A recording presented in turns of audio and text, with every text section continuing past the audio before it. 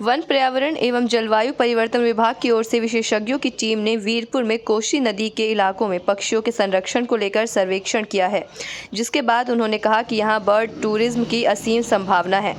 दरअसल विशेषज्ञों की एक टीम ने पूर्वी कोसी तटबंध के किनारे पर दूरबीन और कैमरे की मदद से विलुप्त हो रही पक्षियों का निरीक्षण किया।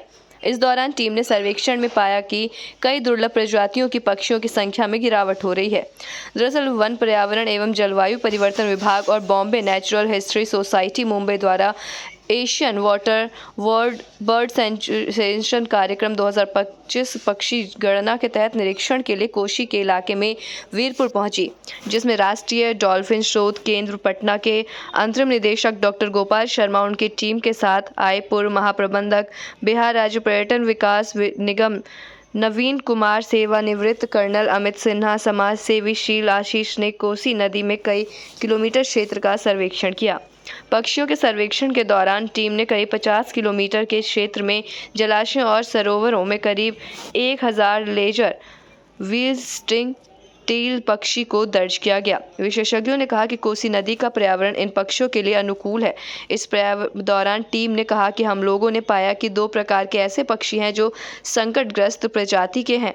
पूरी दुनिया में उसे संकटग्रस्त घोषित किया गया। कहा कि यहाँ हजारों की संख्या बत्तख की प्रजाति के पक्षी पाए जाते हैं, जिसमें से कुछ दुर्लभ प्रजाति के हैं। कुछ ऐसे पक्षी भी हैं जो साइबेरिया से आते हैं, कुछ पक्षी ऐसे हैं जो यूरोप से आते हैं।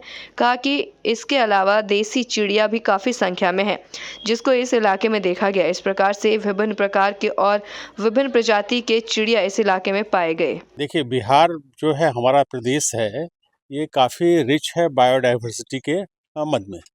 अभी हम लोगों ने कोसी रिवर का सर्वे हम लोगों ने किया है, तो बिहार में समझें कि ये कोसी रिवर के साथ साथ हम लोग और भी कई रिवर का सर्वे कर रहे हैं। तो कोसी रिवर में जो हम लोगों ने देखा, इसमें कुछ है, अभी तो उसका रिवर का के बदले अभी हम लोग उसके कैचमेंट एरिया को देखे हैं। तो कैचमेंट एरिया में आज हमको 2 तरह के ऐसे बर्ड मिले हैं जो संकटग्रस्त जाति के हैं। जो पूरे दुनिया में उसको संकटग्रस्त घोषित किया गया है, वैसे 2 प्रजाति के पक्षियों को आज हम लोगों ने देखा है।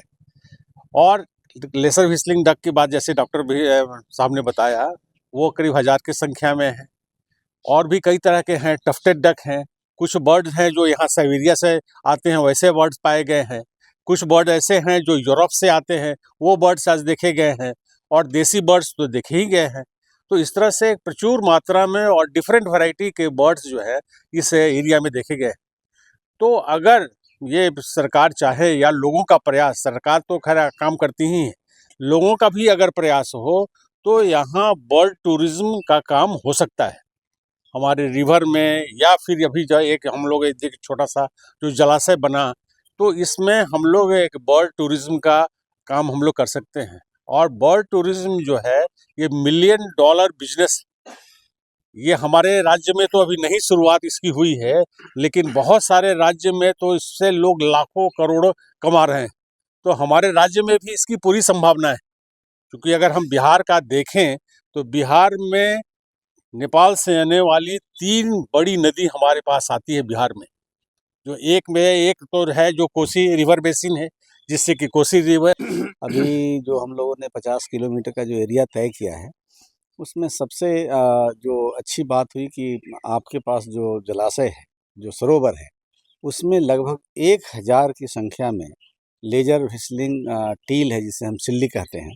मुझे लगता है कि ये जो कोसी एम्बैंकमेंट है, खास करके ईस्टर्न कोसी एम्बैंकमेंट, उसमें जितने सिल्ली मिलते थे, उसमें जो भी हमारा लेजर फिशलिंग टील मिलता था, वो सब माइग्रेट कर करके यहाँ एक अच्छा वातावरण है, अच्छा हैबिटेट है, इसलिए यहाँ पर वो आ गए हैं।